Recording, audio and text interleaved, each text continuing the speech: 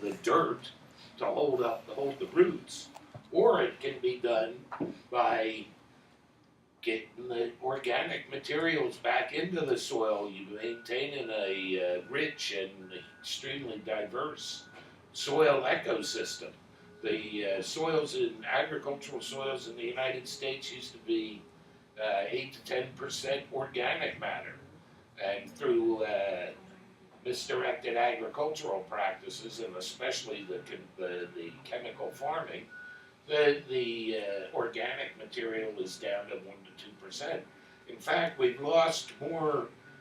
put more carbon into the atmosphere in North America through farming practices and land use change from the soil than we have from fossil fuels. And which brings up the point that, well, maybe we could put it back. Indeed, far the greatest opportunity for sequestration of all this extra carbon that we put into the atmosphere is back into the soils. And fortunately, if we do that, we get all these benefits. It's so much better for agricultural production that if we've got a hugely active soil to grow plants and everything else in, to live in. And there's all these specifics on what organic matter does for the soil. But we've got to, and that the system now where we take all this food from the hinterland and bring it into the cities, and then end up with all this sewage. That totally breaks the cycle. And there were people that talked about this back when the British first started flush toilets. It's a disaster for the soil. It totally breaks the natural cycle of getting all that organic matter back to the soil. The Chinese have been farming that way for 40 centuries, getting all people would set up really nice outhouses along the trail. The farmers would, so that because they begging for donations of organic matter to put on their soil. Unfortunately, now with modern farming techniques, the chemical farming, and all, there's a lot of these. Supposedly in Shanghai, there's huge piles of contaminated human residues that the farmers refuse to take because it's so polluted. They don't want this stuff on their soil. And that's one of the problems with sewage treatment in the U.S. People flush or flow so much stuff down their toilet, all these chemicals and whatnot, that the remains after even of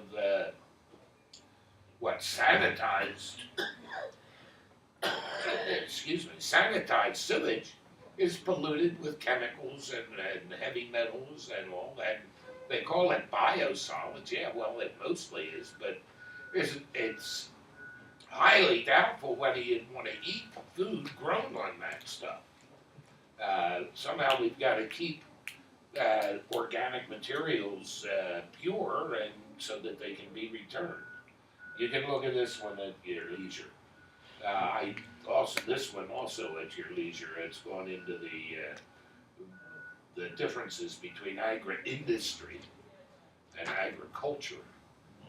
You can't really call what's going on in these huge livestock operations and the GMO farming is not agriculture. That's strictly industry. But there are going to be more alternatives in agriculture. And one of these alternatives is permaculture, which is just a way of looking at the whole system and developing an agricultural base that'll maintain itself over permanently. Uses a lot of permanent perennial crops, but the three ethics of permaculture are earth care. First thought is this going to help take care of the earth? And then care? Is it fair to people involved? And then fair share.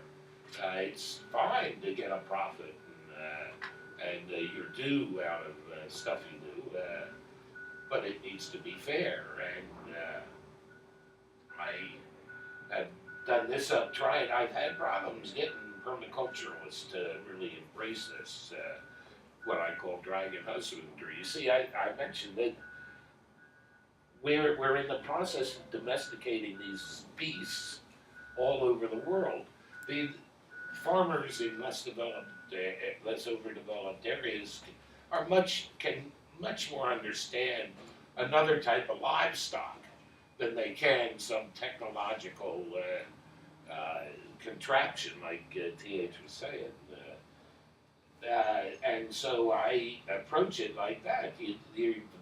We have to maintain a body for these beasts, which is basically some sort of vessel that can be gas tight. We need a warm place to live, water it and feed it and give it a little bit of care and remove its effluents, its fertilizers. And we get all those benefits that I delineated before. It seems like a fair share to me. I'll do the basics real quick because I think you'd probably rather see some of the pictures. But like in the video, in the song, they went through. You break down the large materials. The smaller you can grind them to start with, the easier it is for the bacteria to get them. You break them. They break down into the acids that the methane formers, the methanogens, can get to. The methanogens are pretty slow growing, especially when it gets colder. And so you do have to take care and not overfeed your beast, or you end up flushing some of your methanogens out, and you get your system gets an acid stomach. If it gets an acid stomach, you can give it some baking soda. Or it's just a beast. It's an intestine extension. Is all it is. The solids what you'd put into a digester, if you recall, it looked like a very, very thick pea soup. But it's going to be, if you took all the water out, you'd have about 20% solids, and then you'd get, of that, about 70% is the solids, the materials that the digester can actually eat. And that's what gets turned into gas. And then there's thick solids that carry through the solids. Solids would be largely carbon with all the nutrients. And the various biochemical concerns. The major one is pH, maintaining the pH to about internal temperature, around 7, a little higher, is best for it. If you want more on this, I think one of the best sources is still David House's handbook. We have it in the library. There's 2 copies of the biogas handbook on the reserve in the library, so you can learn all these details. As far as like a temperature, of course, is the big thing. The best and easiest is about intestinal temperature for us or large animals, around 95 to 105 degrees. But there are a huge, like I said, millions of these anaerobic microbes. Some of them can actually exist and thrive at much, much lower temperatures, even close to or less than 0, and these are the ones that are really going to cause problems with the permafrost. And we better watch out because it's already started. Do you remember that image in my song on the Alaskan tundra? You poke a hole and this big gas flare comes up. Mm-hmm. We were up in Alaska doing this work, and as Bob is saying, these microbes have been hibernating for millions of years because they got frozen under the permafrost, which is supposed to be permanently frosty. permafrost. Well, because of global warming, which the Republican government says doesn't exist, the permafrost is melting. And we've been up watching it melt and watching the glaciers melt. But the thing is, these microbes are coming alive. I mean, they were alive, but they're waking up and metabolizing. And that's why there's all this methane building up. And we can just go to any lake, frozen lake in Alaska or Siberia, and poke a hole and light a match and just go. They're metabolizing even below zero. They've reached that, and they'll continue to eat all the carbon that has been stored for millions of years, adding so much methane to the atmosphere that all our climate models actually are off. And the scientists I've been working with in Alaska say that they're not putting them in. All the models you have of how dangerous global warming is fail to account for that source of carbon. Which is, and it's, the organic materials up there are hundreds and hundreds of feet thick. This is stuff that has been accumulating for millions of years. And we can't let this wake up. I mean, if we do, it's welcome to Venus. Yeah. And I'm sorry, folks. I mean, the reason I do this, I'm part of the generation that's probably most at fault and the biggest problem here. I mean, I've tried to make amends for a long time, but you're the ones that are going to have to face this. It's real, and it's. I'm out of here in a few years, so. But you got to deal with it. It's better get to know the problem before so you can do something with it. And this is digestion offers a tremendous help. One of the ways to do it. Good luck. Anyhow. So the pH, yeah, you got to be around neutral. A little higher is best. This is the thing. Digestion. The mesophilic digestion works best around 35 degrees centigrade, 95 Fahrenheit, but it does continue at lower temperatures. It just the bacteria works a little more slowly, but it continues on down, and you can have digesters running down to close to freezing, and if your digester freezes, which a couple of these have, in the spring it'll wake up and start producing again. We have 2 on campus that are frozen solid because we started room 304 around the hall 3 years ago. We started a biogas project here, and we had the first indoor biodigesters right here, and they produced gas all year round through the winter, and we were having high school kids and college kids come and get training, and we hired students to work on it. And then the administration found out what we were doing and that we had used human manure, that is human waste, in one of them, and we had used horse manure in the other one because we were taking the project to Brazil to help where they have a lot of human waste. And they freaked out and they sent people in over the summer in hazmat suits and destroyed our tanks. And then I got new ones and they allowed me to put them outside by the parking lot, which is where they are today. And every winter, for the past 2 winters, they've frozen into blocks of ice, which means we can't do any experiments or any work until they thaw. And last year was a particularly bad winter.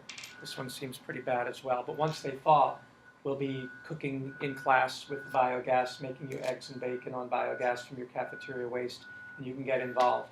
But that's the story for Mercy College. We are one of the leaders in this research, but by myths and fears, they took away one of our best experiments, which is that you can do it inside the house. But, we have them here. And another big thing is the pathogen destruction that you get from digestion. In fact, the Chinese, the Chinese have just done tens of millions of systems, small-scale systems, and they've learned tremendously from all these things. They've gone through several generations. I'll show you. But they started for the sanitation aspects because you get a tremendous decrease in the pathogen loads. For instance, at the bottom there, in relation to Haiti, say the cholera dies off within 14 days in the digester. And so there wouldn't, if they'd had the digestion available, they wouldn't have had to deal with, at least deal with the cholera problems after the what earthquake.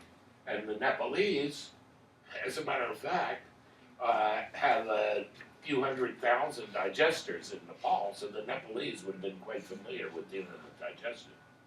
And I was in Nigeria working with the former president of Nigeria, building biodigesters at his home, building them at a church, building them at a school and a university. And that week that we were there in 2011, 900 children died in Lagos because a sewer pipe broke and they didn't know it was underground and it seeped into the drinking water supply and the kids got cholera. 900 children in 1 week, and the former president said, this is inexcusable. And he tried to get many more Nigerians to adopt the biogas system. How many children would have died if they'd all been doing biogas, if all the wastes, the human toilet wastes, instead of going in the sewer pipe, had gone into individual tanks and been digested? Looking at this particular table, how many would have died? It's a bit of math you have to do. How many? If the cholera bacterium causes cholera and killed those 900 children, and when you put it into the digester for 14 days at ambient or normal temperature, and 100% of those microbes are killed by the digester, how many children would have died? Zero. This is not Hillary Clinton and Julia Roberts with their Clean Cook Stove initiative reducing 2 million women and children from smoke to 1 million dying because it's 50% more efficient. This is zero, zero, zero, zero, zero. Here for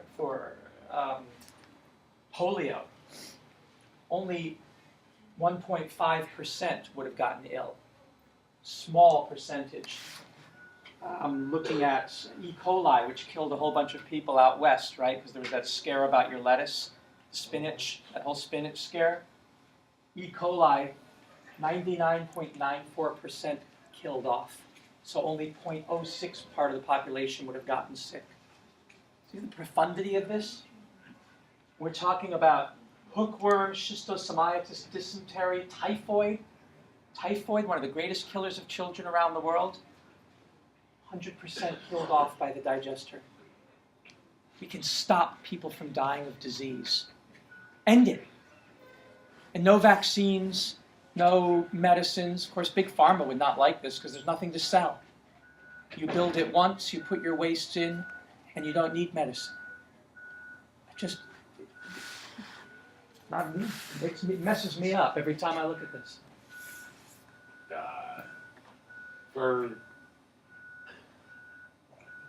Let's see, it feels like it's so dynamic in here, I bring you back to Earth, I'm sorry. Keep your heads in the clouds.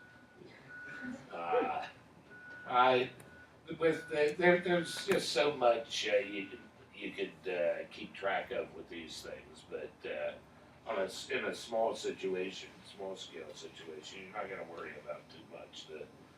The temperature, of course, I mentioned. The pH, I mentioned. You got to make sure you don't feed your beast too often, too much, and you got to make sure you don't feed it too rich a feed, which I'll mention later, or you'll push it into an acid situation, which you can fix, but you're better off just getting into a regimen that maintains a very regular pH.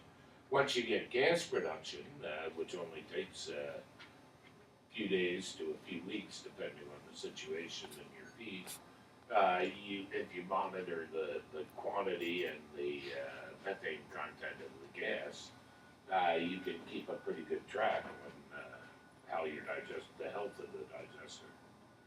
And I got to mention a little bit about economics here. For one thing, there's this book by Herman Daly and John Cobb called For the Common Good. Now it's old, but it's as current now as it was then. If you want to this will give you a better understanding of economics than you'll get from, I suspect, most economics courses. Anyhow, right now we got, what we've got is, our whole biothermodynamic reality, geophysics, everything else is here. And then economics claims to deal with the whole thing, but it's a little tiny part of that. And then you've got money management, which is a little tiny part of economics. But it's like this money management thing is wagging this whole huge mass. It's the tail wagging the dog in the extreme, and the money is just so separated from anything real anymore. And then another thing is the economies of scale. They always say how if you increase the size of your installation, you can make your widgets much cheaper. But then when you do that, you're concentrating all your pollution and production and everything else, and then you're also making it necessary to expend a lot of energy in transport and everything else. So they ignore this environmental cost curve, which is generally more extreme than the other. Most a lot of government. There's a lot of industry or biogas industry developing now, but for larger scale systems. But then they look at things like 25 small pig operation, 500 sows. That means they're raising a mess of other pigs there too. These are very large operations, and so that's the only thing that most of the powers that be consider as viable. Well, yeah. All right. The most, I think the important thing about the economics is that usually analyses they consider